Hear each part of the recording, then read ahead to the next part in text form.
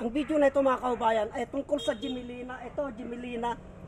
Nadaanan ko itong Jimelina na ito kasi marami sa ating mga kaubayan ang nagre-request tungkol sa Jimelina.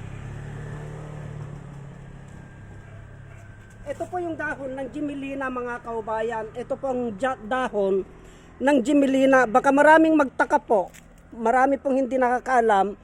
Itong dahon ng Jimelina, yung itsura niya, kasi po may katulad po itong Jimelina na ito na dahon. Lapitan po natin mga kaubayan yung puno at i-transit po natin. Kasi hindi po ako makakuha ng dahon niya dahil masyado pong mataas itong puno na ito. Ayan o. Ayan po, nandun po yung dahon niya mga kaubayan. Kaya hindi po ako makakuha ng dahon. Palakihan po natin yan. Isum po natin. Yan po ang Jimelina mga kaubayan. Yan. Lingid sa kaalaman ng iba, may mga videos na po ako tungkol sa Jimelina. Na itong Jimelina na ito ay napakabisa po na pangsipsip sa tubig sa baga. Yung may tubig po sa baga. Ito po ang ginagamit namin mga kaubayan na pangsipsip sa taong may karamdaman sa baga. Itong isang piraso na ito, mga kaubayan, yung isang piraso na yan, na ilalagay mo sa baga, itatapal mo po sa may baga, itong Jimelina na yan, ipainit mo po sa apoy, saka mo po itapal, mga kaubayan. Yung tao po, na may karamdaman po sa baga, ay ito po ang ginagamit namin. Ipinapainit namin sa apoy ito at ito ang pinangpapasipsip namin sa taong may tubig sa baga.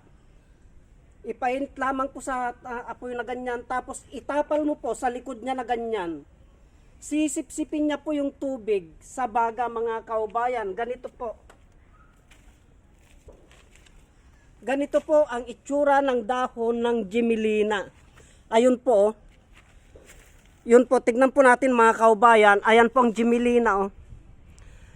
Nasa taas po kasi, kaya hindi po ako makakuha. Medyo palakiin po natin. Medyo palakiin po natin konti para makita nyo po. Yan po mga kaubayan. Yan.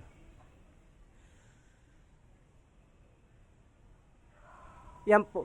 Kasi, itong Jimelina na ito mga kaubayan ay may kaparehas po ito. Bali tatlong klase po ito na halos magkakalintulad yung dahon. Halos magkakaparehas po ang dahon ng Jimelina. Tatlong klase po yan. Baka umaya ay malito po kayo kung ano yung itsura ng Jimelina, dahon ng Jimelina. Ganito po yan.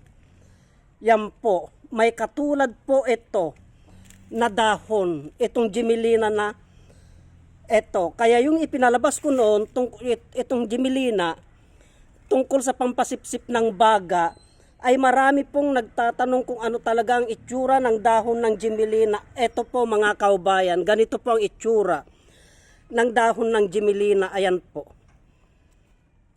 Yan po ang itsura niya. At yun po, yung nasa taas na yun. Yan po siya mga kaubayan. Pwede po ninyong i-zoom yan para makita nyo.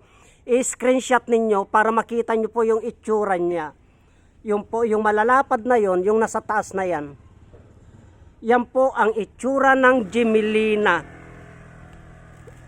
Kaya wag po nating baliwalain ang kakayahan ng halamang gamot na ito, itong Jimelina, kasi napakabisa po na panglunas sa karamdaman na may sakit sa baga, pangpasipsip po ng tubig sa baga ito. Simple lamang po ang proseso nito, malalapad po itong dahon nito, ipainit mo po sa apoy yan, lagyan mo ng langis doon, lagyan mo ng langis dito, ipainit mo sa apoy yan, saka mo po itapal sa likod.